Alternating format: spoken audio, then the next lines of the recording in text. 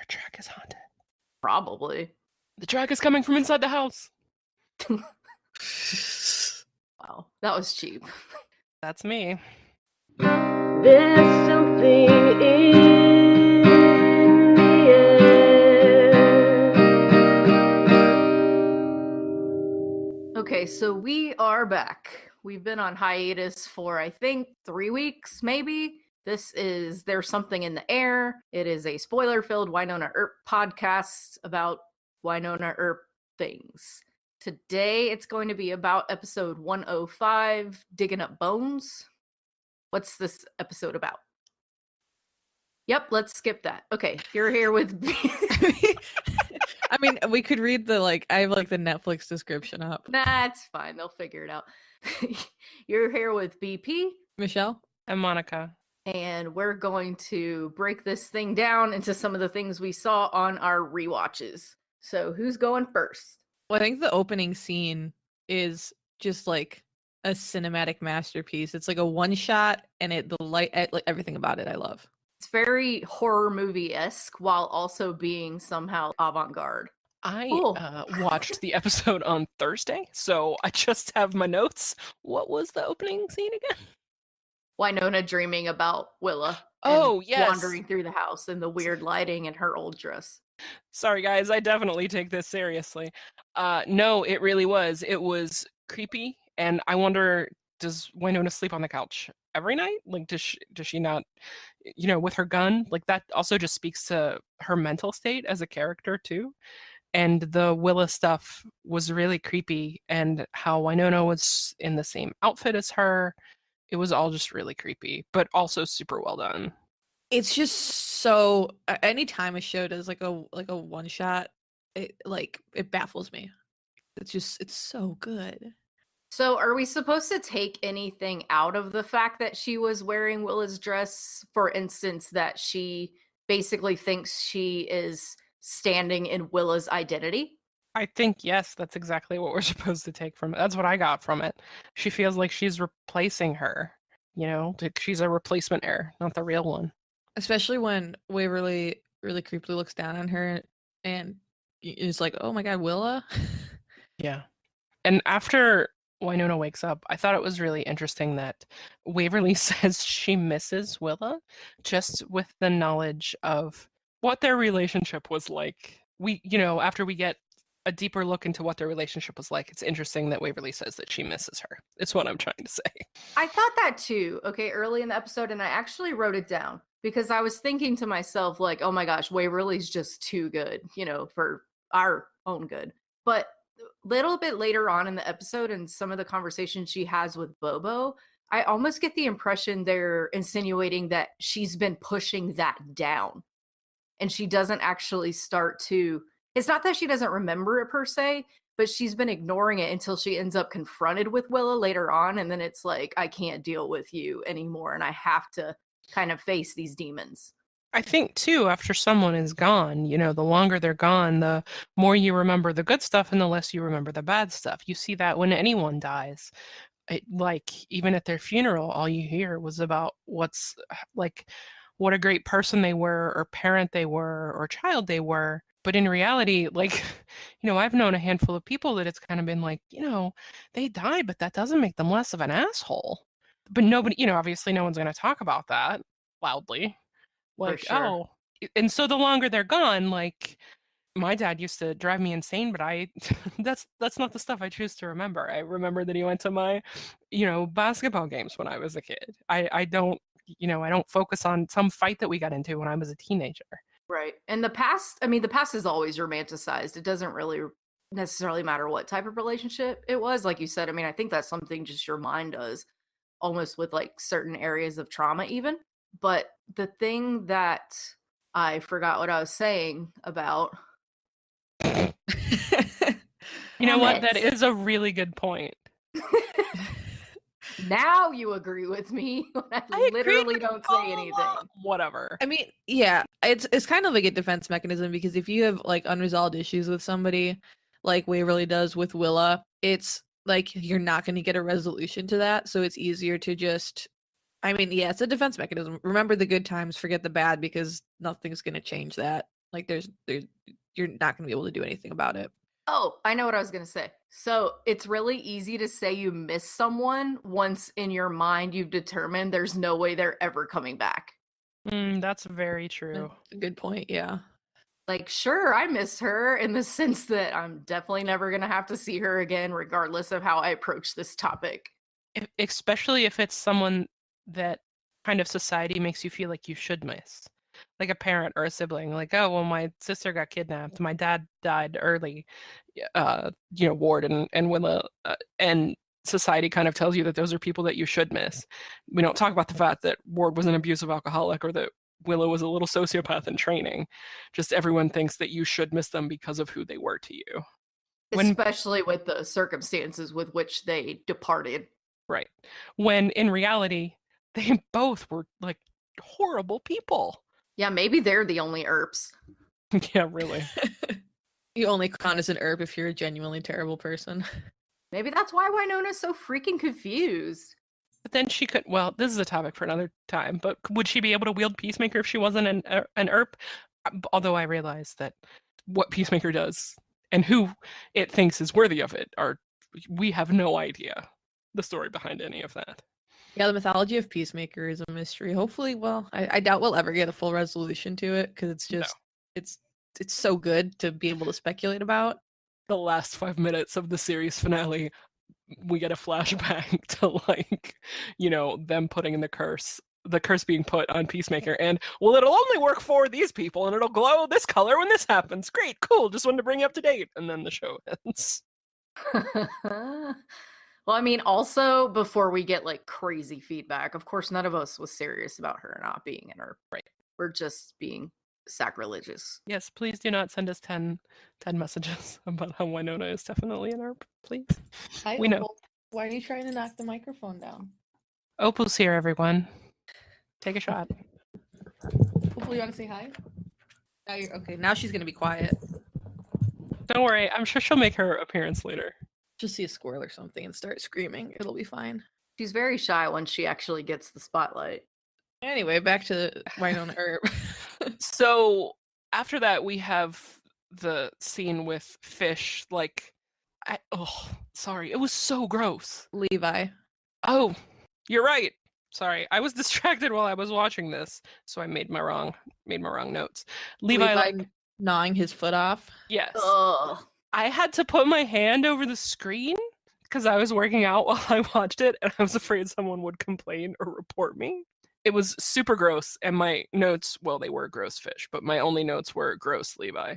That was disgusting. But yeah, he managed to free himself from the thing that Doc chained him to, and it looked super gross. I'm a little concerned about myself because it didn't bother me at all. Well, and I'm thinking of how, so one of our friends was complaining in a group chat that Wynonna Earp was gross and we're all disgusting for liking it. And we were like, what are you talking about? Wynonna Earp isn't gross. And I saw this and I was like, oh, Angie. It's I totally guess you have gross. a point. She wasn't wrong. No, but I don't have to worry about her hearing this because, as we established last week, she does not listen to this podcast. No, she does not. I'm so unfazed by that stuff on television anymore. Like, I watched Bones for years, and I'm just like sitting in front of the TV, like eating dinner. I don't get whatever. I had to stop eating dinner while I watched it. I had to wait until like a third of the way through. I guess I'm just delicate. It takes a lot for me to like get queasy. Like if like the only thing that really gets me, and it's not necessarily because of gore, it's like gratuitously gory horror movies because it just, in my opinion, is like distasteful. I can't watch horror movies. Me neither. I used to not be affected by them, and then I maybe developed some form of humanity or something. I don't know. But now it just grosses me out. There must be another reason. Gotta be something else. Do you guys have anything else about that Levi scene other than disgusting? He chewed his own foot off. He's headed back. I mean, like, I kind of feel bad for the actor because that was like a shit ton of makeup. It was, I mean, that was what I was thinking. I'm like, man, that's just unfortunate. So, okay, I have a question just about his kind of like overall, mini arc on this episode. Do you think that he would have healed from his like crazy, whatever, once he was back over the line? Huh. I would like to say yes because well, I mean, yeah, I don't actually know because being over the line couldn't kill him because the only thing that could kill him is Peacemaker. Well, the rate he was going, like he was gonna like dissolve into like a puddle of mush before anything happened. But like, I would think that he would heal. Yeah, I mean, I don't think he would like regenerate a foot, but He's not I mean, Waverly. they do all get like shot and all kinds of other stuff. So I'm just curious, like, I mean, Carl didn't grow his tongue back, so It never occurred to me. I just assumed that he, crawled back over and would be like that until Wynonna found him and shot him. But now that I'm thinking about it, yeah, maybe eventually. I think it would have taken a while. yeah, because I mean, she was gonna kill him no matter what. It's not like she strictly put him down out of mercy. no, she was doing her job. And I think this episode overall is really great because we've kind of seen Wynonna struggling with having to kill people. I know Dolls doesn't think that they're people, but they are were people at some point, and we see that Fish, has humanity or some semblance of it. And it's nice to see her confronting the fact that it's difficult for her to kill people. Yeah, and since you say that, I didn't remember this on the rewatch, but even Doc brings that up, and he's more the side like he definitely acknowledges they're people, but he says to her they're bad people, and she responds, "So I should just forget they're people at all." And I didn't recall that, and I was like, "Boom, girl!" So that was coming from like different angles because Dolls was fighting her on that too. Yeah, Dolls says they're not people; they deserve whatever's coming to them. But it's like it doesn't matter because it's still they may not be technically human now, but they were at some point and they still have their personalities. Like for all intents and purposes, they're human. Absolutely. And they look human, except for the very end, like when their brand starts to show. They look exactly like she's just shooting a human being in the head. And psychologically, that has to take its toll. I agree. Yeah. If you have any, whatever. And so I bet she does spend a lot of nights on the couch. I mean, I think they're trying to, they might not want to like diagnose it, but she's showing some PTSD symptoms. And so if she's having like these crazy dreams and like part of those were flashbacks, like even within the dream, I mean, I can imagine she's like up and down half the night, and eventually kind of shuffling around and getting a drink and just kind of ending up on the couch or those sorts of things. Someone brought up on something last week. I want to say it was like Twitter because that's where we all live. But they brought up something that I felt was very interesting. I think it was when I posted this scene actually. And the fact that they both just kind of looked like a hot mess. And of course, like their, hair and makeup was done and all that stuff, but like what they were wearing and the way they were slouching and the way they're just kind of like whatever. It was much more realistic. Are you talking about Waverly and Wynonna? Yeah, sorry, I backed up to the couch scene. Yeah, like Waverly's not the one doing the killing, but you can tell that it's tearing her up inside to watch her sister have to do that and struggle with it. What else we got? We have Dolls working out. it's like the most ridiculous workout ever. It's like 10 jump ropes, 5 push-ups. Like that's one of my notes. Mick, Doll's a normal workout? So it's funny though when she comes in because like he is sweating like crazy, right? And this is like before that the heat's on. So he starts doing like his dips and he's counting. I don't know if you could hear him, but he's like 1, 2. So I'm kind of like, Jesus, you are a crazy sweater, dude. I just find this scene so funny because it's so not necessary.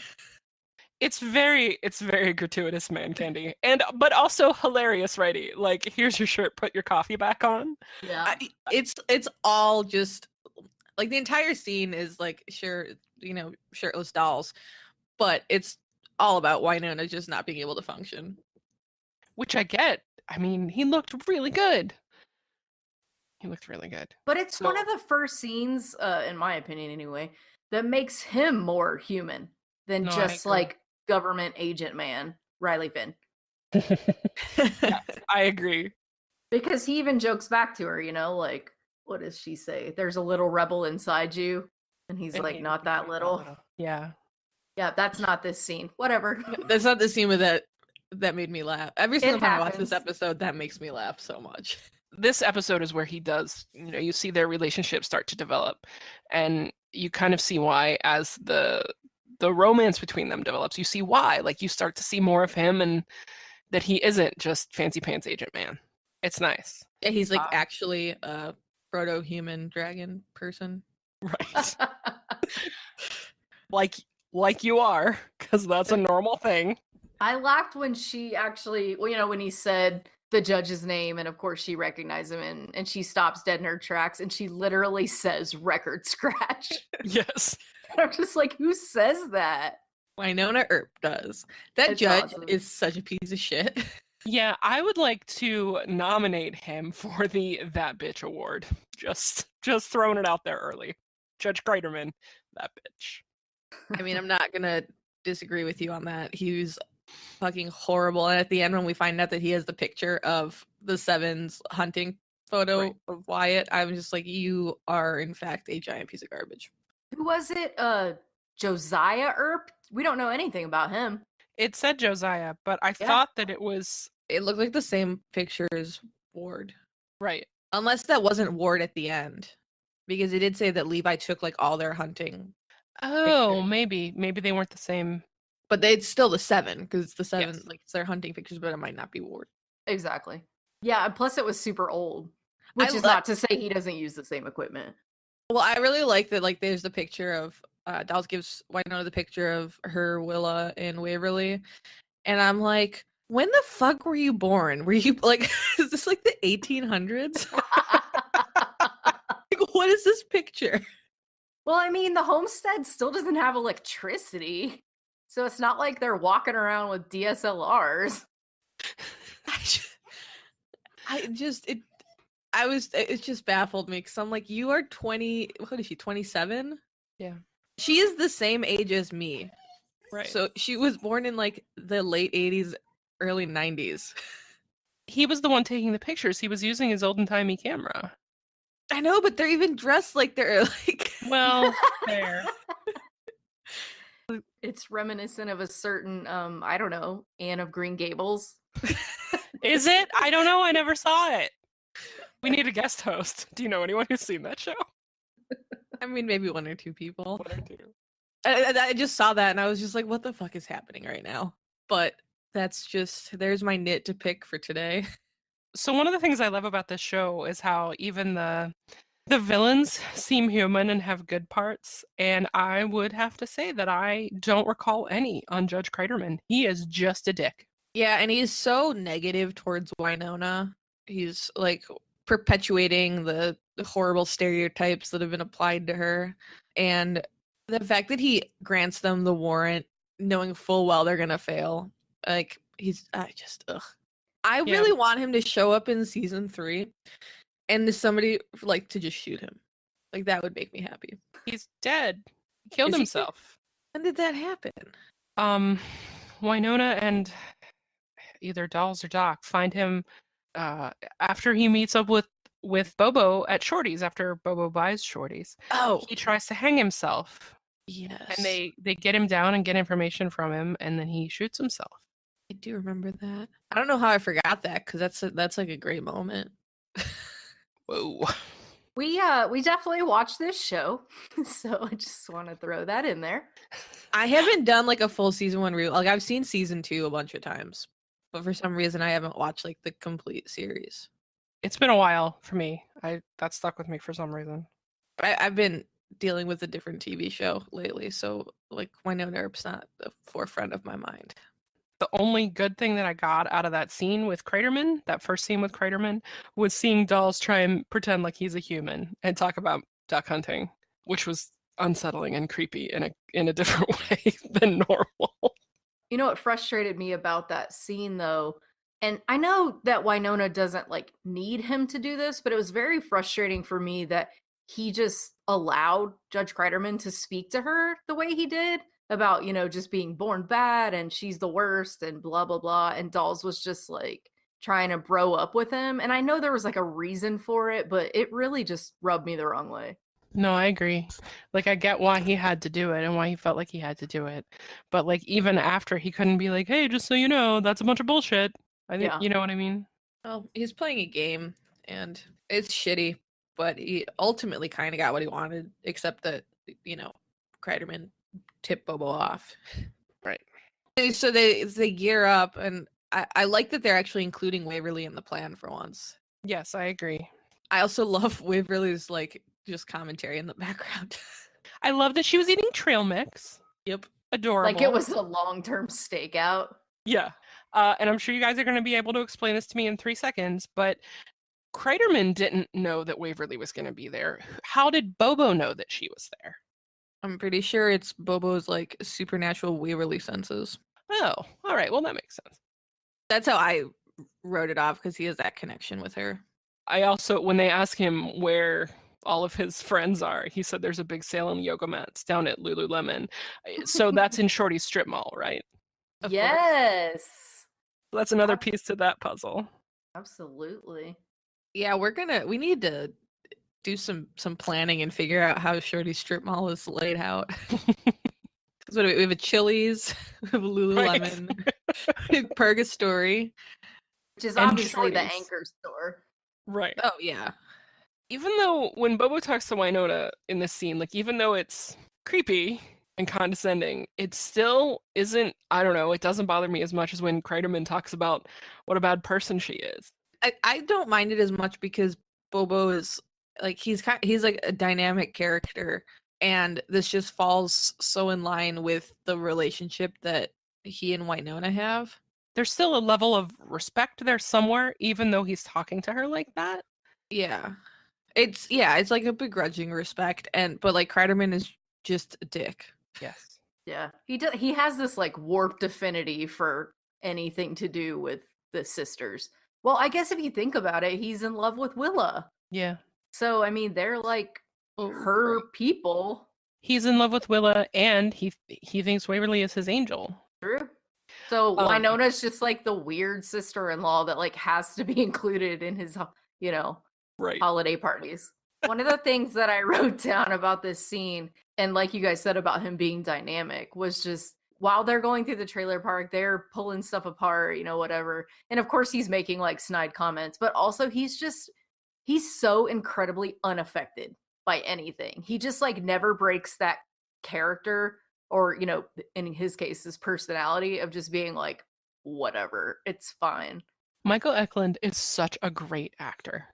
I don't know if anybody else could play Bobo. No, he's so good. He's so good. He's so intense. It's just, I don't know. It's just all so good. And I really, really, really love in the scene where Wynonna is just you know what? Fuck this. I'm the Earp heir. I'm going to jump on this car and just start shouting at them. And just go nuts. I noticed a little bit. I just wanted to make a purgatory weather watch here for this scene. So Waverly's outside in short sleeves with her camera, and Bobo is wearing his giant Lady Gaga coat. So, and Wynonna and dolls elsewhere are also wearing jackets, but just doesn't make any sense to me. Anyway, Bobo just is always cold.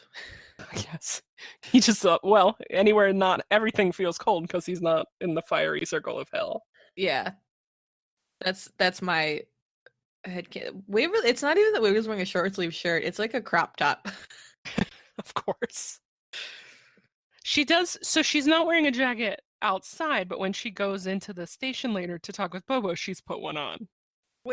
She's maybe it's her questionable parentage. Maybe she is part revenant or something, and it just messes with their body temperature. Maybe. So they take Bobo downtown, which, however far away that is. And the scene with Waverly and Bobo in the sheriff's department. What are you doing? Get over here. Sorry. The scene with Waverly and Bobo in the sheriff's department I thought was really interesting because he's, super creepy. But he is so, and this is the first interaction that we really see with them, he is so almost gentlemanly with her. And now that we have knowledge of their relationship, it makes more sense. But, he kicks out the chair and tells her to sit down. It's interesting. It's how he treats all of the Earp sisters is very interesting. He definitely has a different dynamic with each. So I can't remember if this is the first time he did it, but it's the first time I really, at least in our rewatch, was paying attention to it. That teeth clicking thing that he does is awesome. Awesome. It's so creepy. It's so creepy. It's not like a daunting tick or anything, but it's just so fucking creepy from him. It's such an interesting choice. You wouldn't think that clicking your teeth together would be creepy. And yet, here we are. It's basically like a non-specific threat. I feel like Michael Eklund could make anything seem creepy if he wanted to. I agree. In the best way. Yes. Yes. Not in a creepy way, like in a delightful, like, oh my god, this is awesome. You're so creepy because you just, like flipped a pancake and yet it was creepy. Like he really could make anything that way. I also really, really enjoy, like, Waverly's very freaked out by the conversation, and when Wynonna walks in, she's just like, what the fuck are you doing here? Mm-hmm. Get out. And Bobo says something to Wynonna about, but something tells me you're not here to give me a lap dance. I wondered if Bobo knows about Aphrodite. I'm gonna go ahead and say that he does. And I don't know if this is a little tiny Easter egg planted for us to find after we watch season 2, or if it was just a throwaway line, because that's something that a creepy dude would say. But let's go with Easter egg. Let's go with that, right, guys? It Why becomes not? an Easter egg when we learn about Aphrodite. It was interesting to see how he reacted to holding Peacemaker. He's just so much more strong-willed than the other revenants, because like he's in pain, it's burning him, but he is not going to let it show because he is making a fucking point.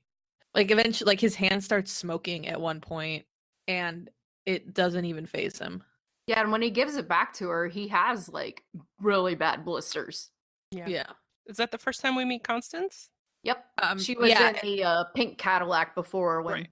they were doing the spell, but yes, we did not see her at that time. She's Also- so creepy too. I was gonna say, also someone who's super creepy. And like she doesn't do anything expressly creepy, well, until she is alone with Bobo and all sorts of weird happens. But Yeah. like even just her entering and like retrieving Bobo, she's so menacing. If she had interacted that much with the Earp sisters, she would be a contender for that bitch this episode. I agree. But because of who she was treating that way, we're just kind of like, eh. Yeah, because anyone who does bad things to Wynonna or Waverly, we're like, you're awful, you're the worst, we hate you. Yeah. So I have some things about Waverly. Before she went to the station, when Wynonna jumped up there, when she makes the comment, Wynonna's going all Wynonna again. I thought that was cool because you know how we love to turn everything into verbs. So it reminds me of Community where they're like, oh God, we Britted it again. Mm-hmm. And she didn't realize it was a bad thing. Thank you. Have a bagel. Have a bagel. Somebody also mentioned Sharknado, that she was like, she said it looked like Sharknado had ripped through the trailer park, which makes me happy. That made me so happy. Yeah, I love that movie. I love all of them because they're so fucking terrible. Bad shark movies are like one of my guilty pleasures. That is Which very ones? specific. When Yeah, I was no, in, seriously, really bad shark movies. You can find a ton of them on Netflix. when I was in college, my friends and I went to Walmart, and there's like a completely random aside. And in like the $3 movie bin, there was Mega Shark versus Giant Octopus, which is so bad. It's such a bad yeah. movie. But I love it so much. But I put the DVD in my laptop to watch it, and my hard drive fried itself.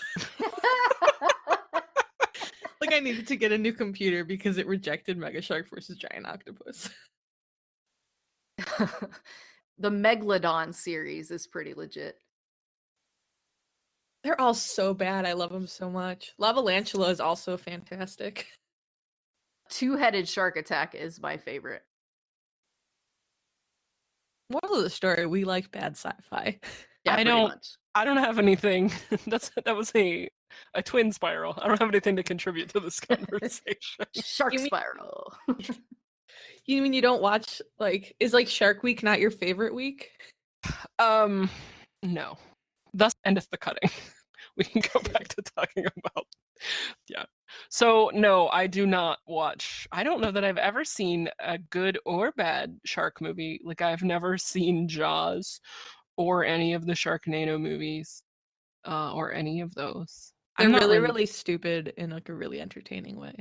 Yeah, they're all bad. Like it's one of those things you have to go into it like knowing it's bad, and then to me that's very entertaining. Like to me they're funny, which is not necessarily what they were designed to be, but I think they're I hilarious. think they're hilarious too. And I don't love, throwing back to earlier, I don't love like quote unquote horror movies.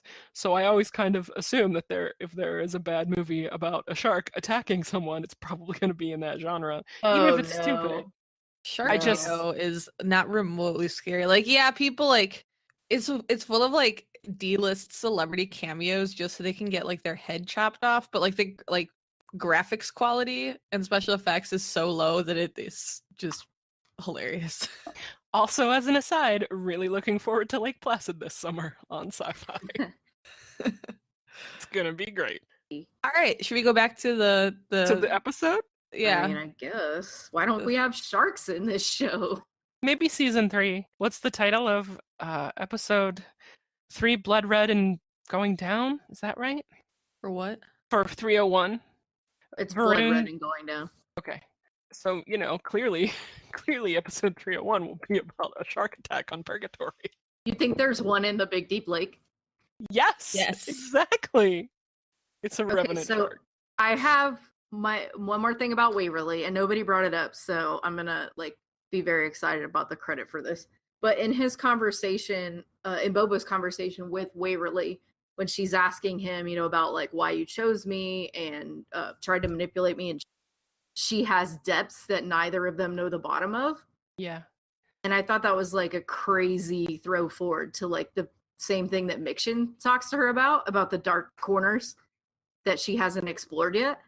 I am very excited for Waverly in season 3 because I feel like we're going to get to see some of that, especially with the potential of Nicole's maybe involvement with the cult of Bolshar and Mama Earp coming back to town. Like, I think it'll probably send Waverly into like a darker spiral, and I think that is going to be awesome. I agree. Yeah, I mean, I know she, like with Miction, and she touched the goo. Don't freaking touch the goo. She went, evil, but it wasn't her. Like, I feel like at some point in the series, we have to have a reason to have Dark Waverly. And it's always so interesting and fascinating when your sweet, adorable, super nerdy, I'm being very specific, characters. Yeah, yes, exactly. Willow, thank you. Yeah, don't let me finish my sentence. You guys just keep talking. That's fine. I think it's really you were just really dancing around saying Willow. I think it's interesting. I'm excited to see what happens. I mean, you guys know I love a good angsty storyline with like dark turns and whatnot. So like that's right up my alley. Like Dark Willow is my all-time favorite part of Buffy. And I really hope that we get like a Dark Waverly saga. I agree. Actual Dark Waverly, not Gooverly. Right, not possessed. Like just something makes her, explode. And if she could absorb like evil texts like Willow does, like bonus points. So, After Constance gets Bobo out of jail and Wynonna heads to her car and Fish pops out. He's like the least intimidating person ever. yes. And I loved how excited he and Doc were to see each other. Oh yeah. It was super cute. And I love Wynonna's line about what did she say? Like, just what I needed today, another man telling me what to do. I'm just like, yeah, that's pretty spot on. Like, you're having a pretty shitty day.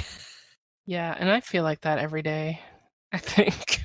So I really identified with that. So when they go after her, Waverly is over the line. What do you mean?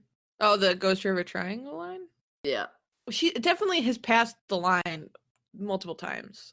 So But is is it it- fair in this for the sake of canon for us to assume that even though they're clearly using the same location, that there's like two different signs on I one think side and the other?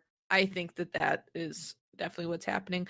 I think like so the sign is pretty iconic, but I think in season 2 when her and Nicole go to do that, they should have gone to the like the mile marker thing that Doc and Juan Carlo go to or have their have their meeting with the broken down car.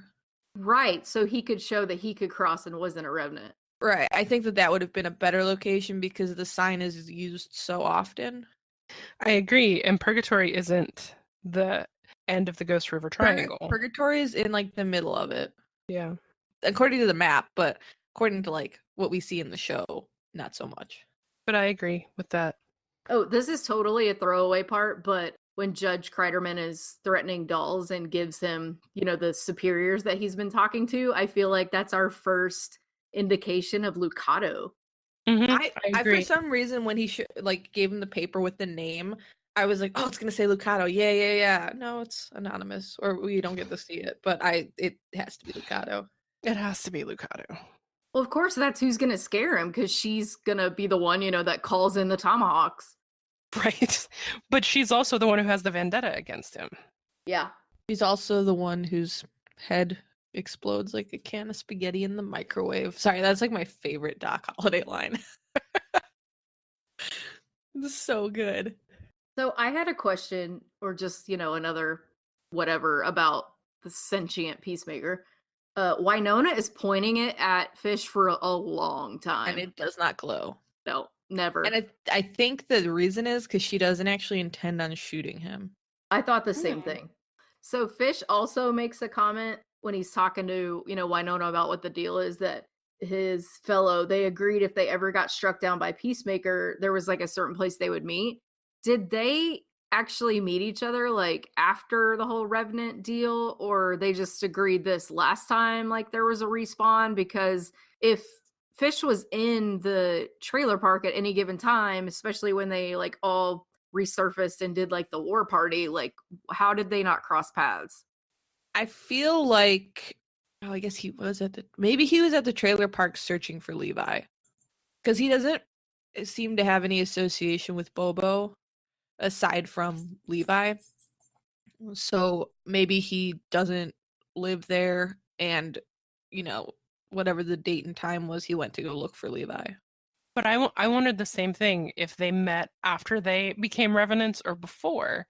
But he talks about how things were, quote, back then. Now, I realize that could even be 15 years ago. But I got the impression from when he was talking about when they met that it was back in Wyatt's day. So It could go either way. it could.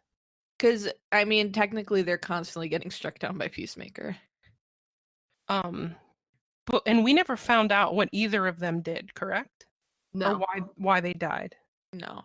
Fish implies that Levi always tended to get into trouble. Right. So they could have easily met before the curse, because I mean Wyatt was going around putting people down. But did they know, did people know that if you got shot by Wyatt, you were going to become a Revenant? Was that common knowledge, or was that just something that they learned after it happened? Yep, you're right. I don't know. Or did they meet, get together, both died separately, then they respawned and were like, holy shit, you too? I mean, it could be any of those. Emily Andres, we need answers. Yeah, we need to make a list so we can ask. I'm sure at Klexicon, if I get up and ask a question about Fish and Levi, everyone in the room will be super excited. That's technically, I mean, Yeah. it kind of fits the motif. It's guys, but it would be really funny. I think, I mean, that's like when there was like the shoot panel at Klexicon and people were asking stupid questions. I just wanted to go up there and ask like a legitimate question about the show, but I'm pretty sure I'd get booed off the mic. Yeah. Okay, we should probably get back to talking about this episode, or it's gonna be like 13 hours long. So awkward segue, just like it was in the show. We open the door on an old cabin, and there's a dude standing in a metal tub gutting a fish in his underwear. As you do. As you do. As you do. He's so fucking creepy too. It is creepy.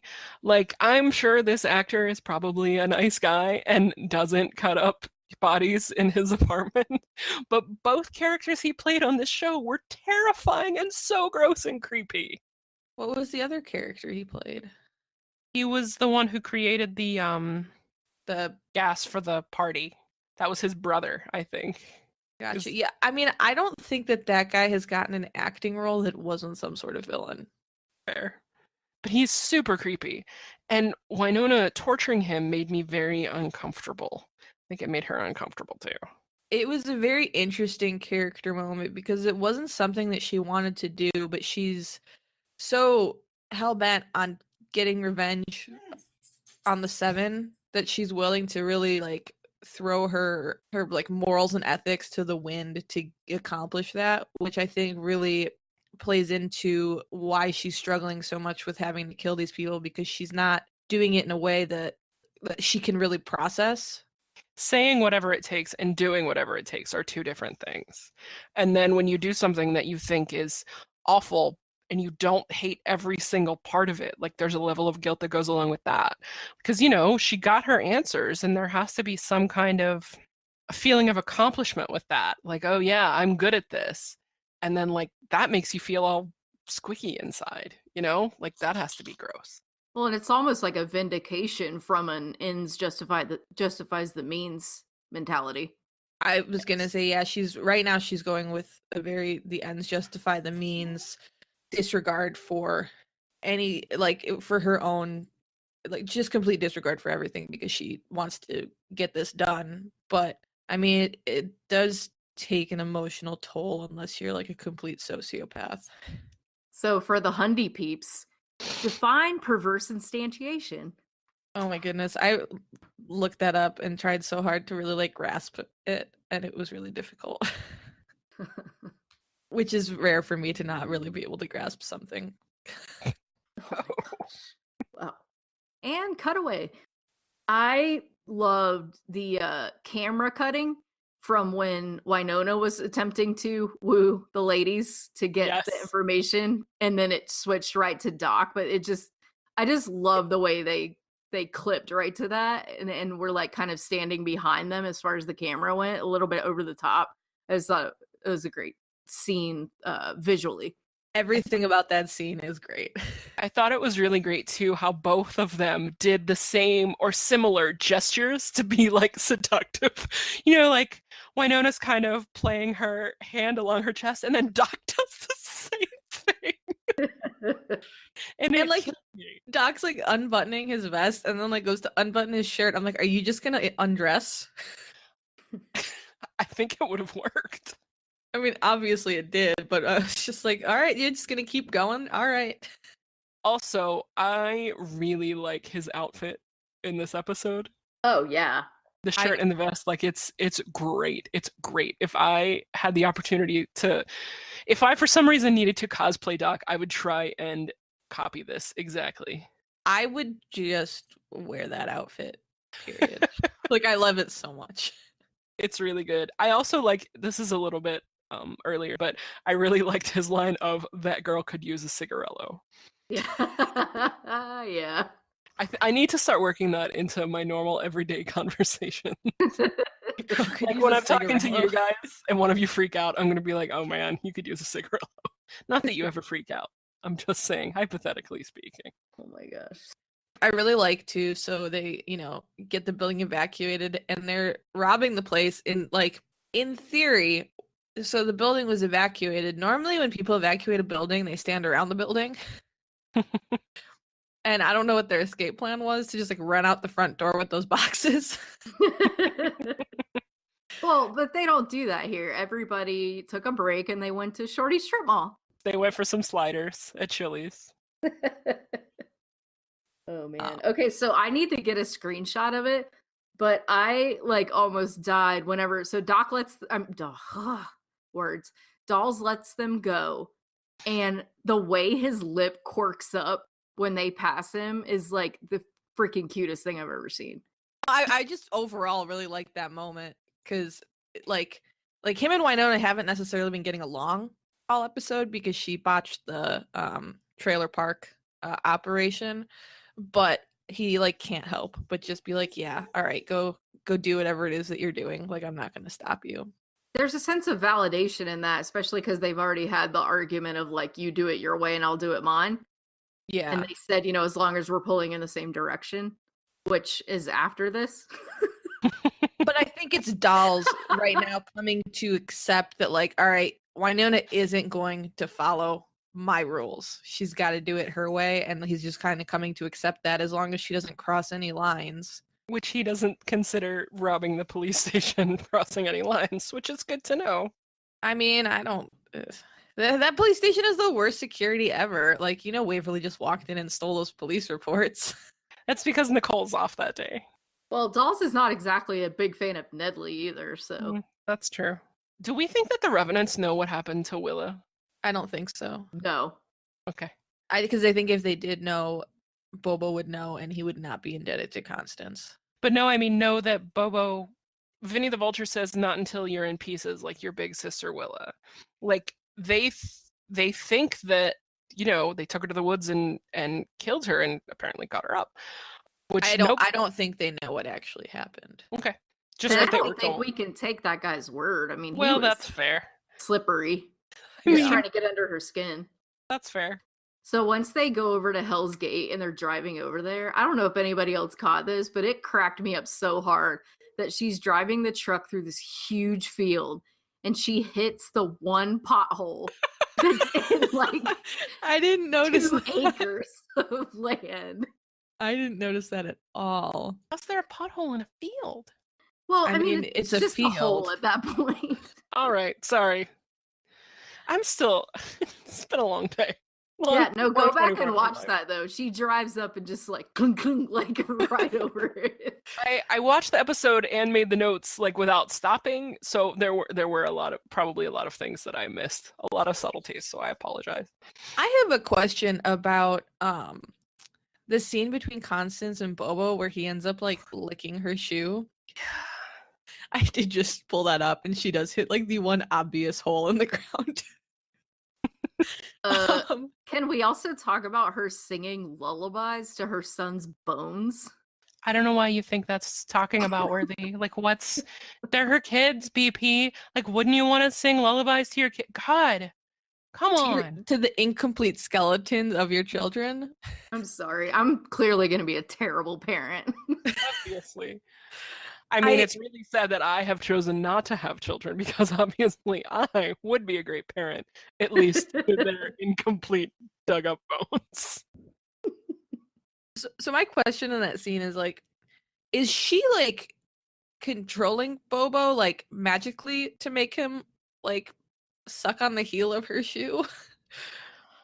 I don't think so. Or is she just that in like or does she just have that much power over him where he's like, yeah, I'll totally get on my knees and chew on your shoe? I think that it's that. I think he's just that desperate. He'll do anything. And I mean, he's probably into it. I mean, probably. He sure did seem like he was into it. It was just a very odd scene. It was very charged. Yeah. And like the two of them just had such chemistry. I don't mean romantic necessarily. Just there was a lot going on in that scene. They worked really well together. It was creepy as fuck, but it was a really, I hate to use the word good, but it was a really good scene. You start the scene with Constance laying between the skeletons of her children singing, and you end with Bo on his knees sucking on her shoe. Like, that's just a bonkers scene. He was on his back, wasn't he? I believe he was on his back because he goes down to the floor and then she kind of like kicks him over, doesn't she? Oh, and then yeah, she does.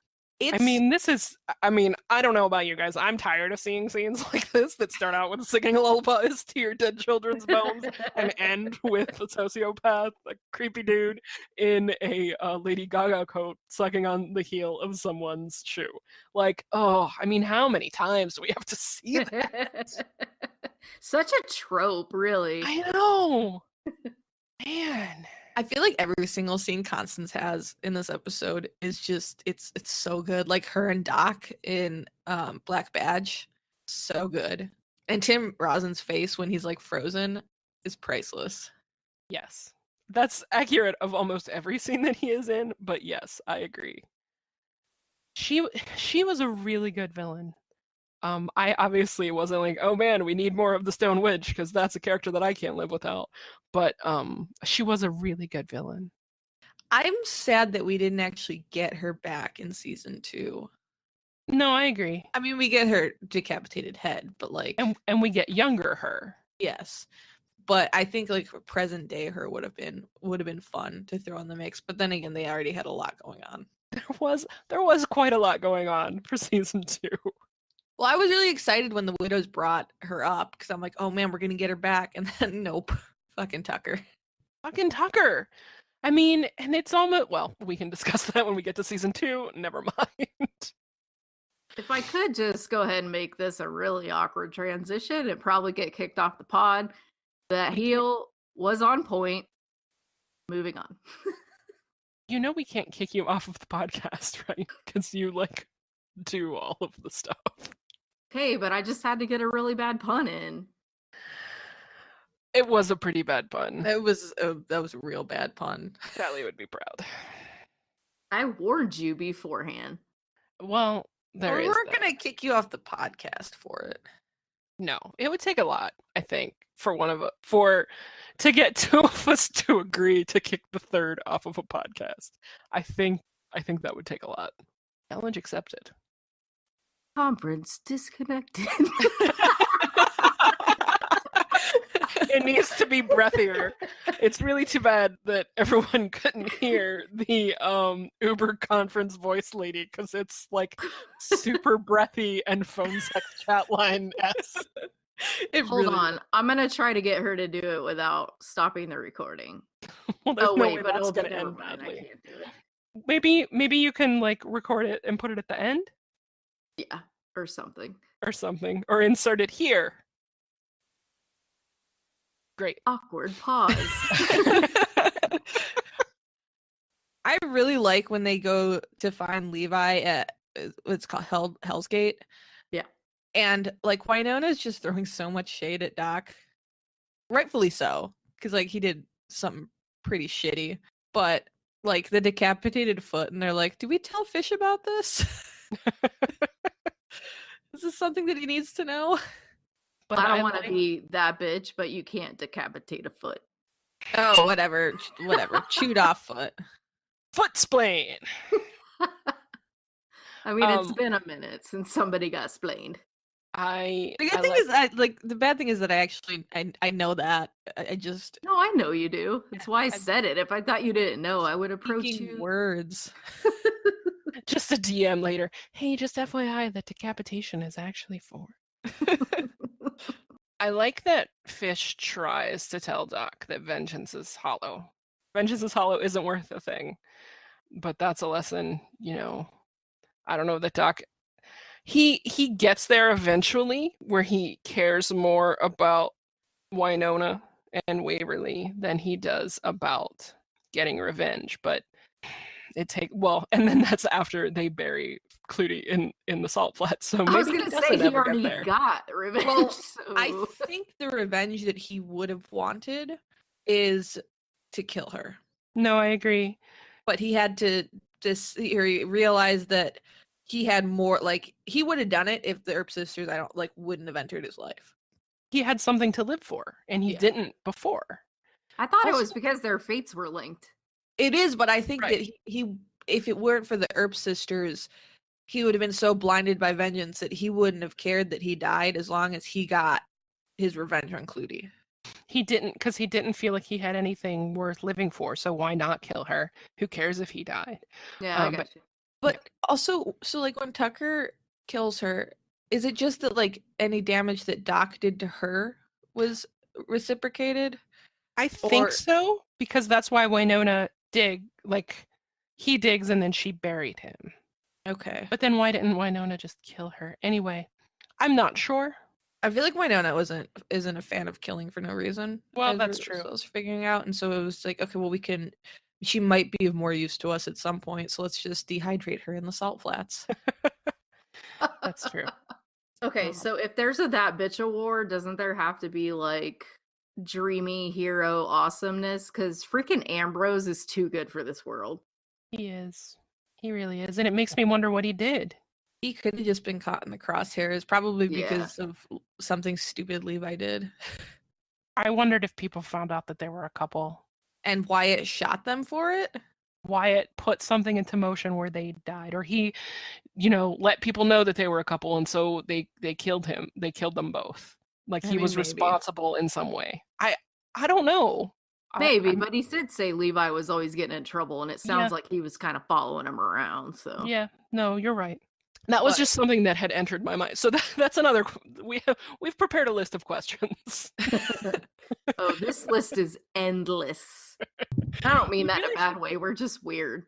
We really should keep, track of them, and then maybe we can discuss them and have people give their theories. That would be a great idea. So I do have a question Or not. since, that he says that, we don't want to run around just like waiting to be put down. That's no life at all. And I get what he's saying, but they are going to hell. So I know, right? So how is that I- better? I'm wondering, so like the revenants are in theory bad people, but is it maybe that the curse is like two-sided? So like the revenants will never get peace and the heirs have to, keep doing this. So maybe when the curse is over, it's just like everybody suffered enough and everybody can just like have peace after that. yeah, I mean, he does know that he has to be killed for the curse to be broken. And he says that she's going to be the one to do it. So, I mean, I guess there's that aspect too. So I think it might just be a matter of like some revenants want to hold on and live forever, and others might just want to finally be done with this ridiculousness. I mean, but just figure you might want to go last. Yeah, but I mean, I don't know. Ambrose is too good. He really is. Like he just wants this to be over, and I don't know what happens when the curse is broken, but I mean, I think everybody at this point, like, just it's over. Like, just everybody can have peace, and we don't have to worry about it anymore. That To, is like, an not- interesting question too, because what if when it's broken, like they all just stay in hell? Yeah, I'm one like I'd like to believe that when it's over for everyone. Like they don't need to be like burning in hell for eternity. Like I feel like they've all been through enough. Hmm. I literally almost cried when she told them that she was going to count to 3 and then said 1 and killed them both. Yeah. It was so merciful. And this one hurt so much more than any of the rest of them. Like the rest of them might have been rough, but this one had to hurt. Well, yeah, because I mean, Ambrose didn't like maybe he did do something bad and like ended up getting himself killed for good reason. Maybe not. But whatever action like led him to becoming a revenant, it didn't make him a bad person. Like maybe he made a mistake and landed himself as a revenant, but like he just is like a good person who maybe made like a stupid mistake Right. and has been suffering for who knows how long because of it. Or was just wrong place, wrong time. Yeah. Well, and I know that he doesn't stay around, except for this episode, but he's also the first one that she in any way has associated with and gotten to know. Yeah. And he did shoot straight with her and he gave her what he promised and he followed through and, she saw him also with Doc and he was like happy and normal and hugging people and, being human. And he really just wanted to find out what happened to Levi.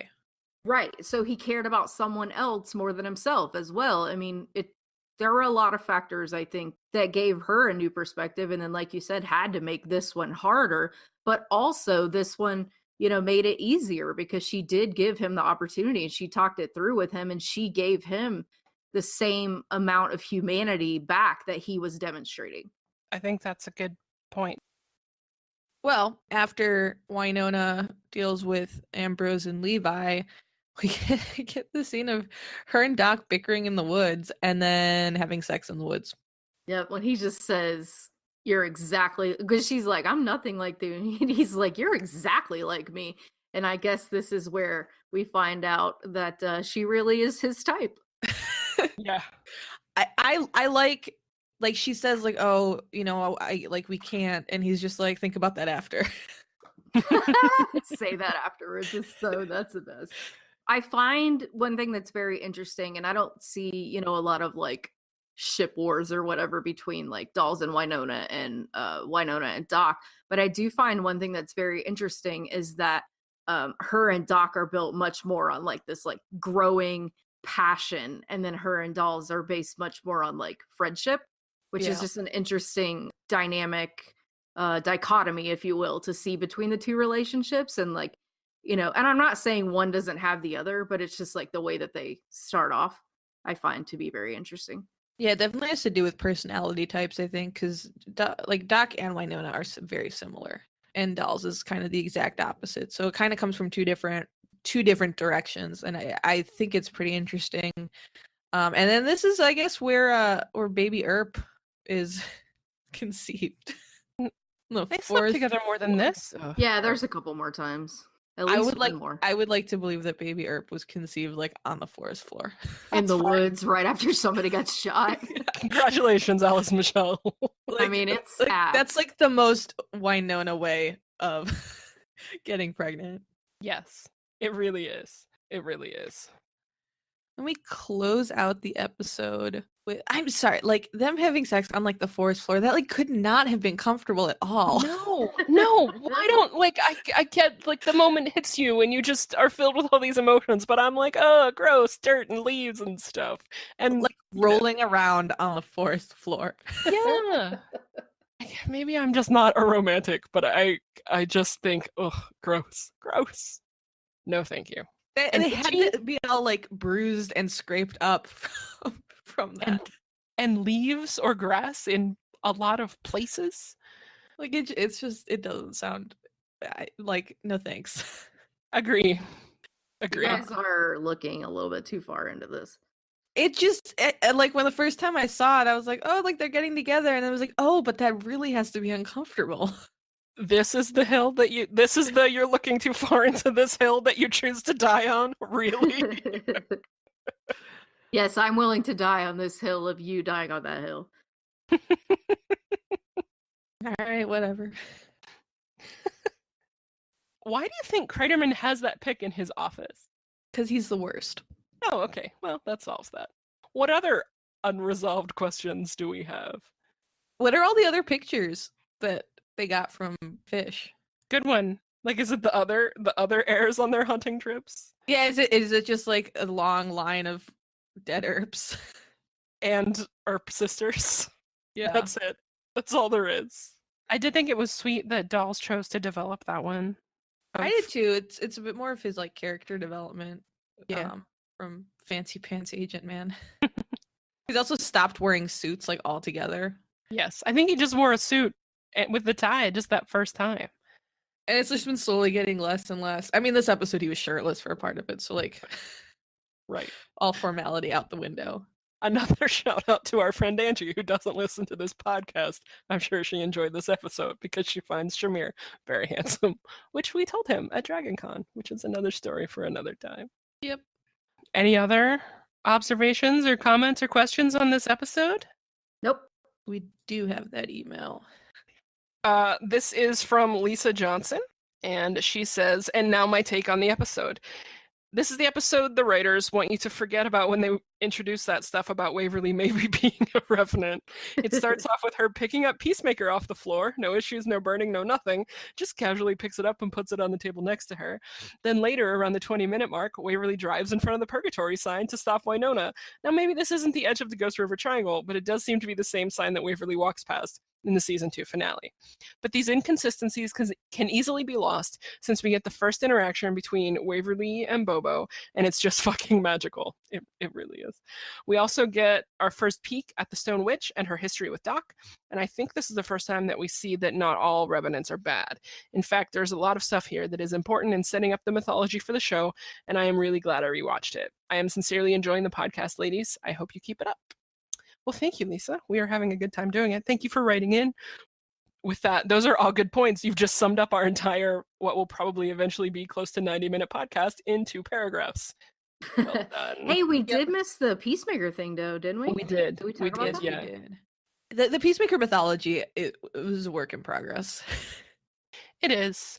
And again, we're debating like rules on a show about a demon killing gun. Like, whatever. The Purgatory sign thing, like we talked about earlier, is a little bit problematic, but maybe there's just like maybe there's a whole lot of them, and it's like not like because this the one that we normally see says 7 to purgatory, 7 unknown units.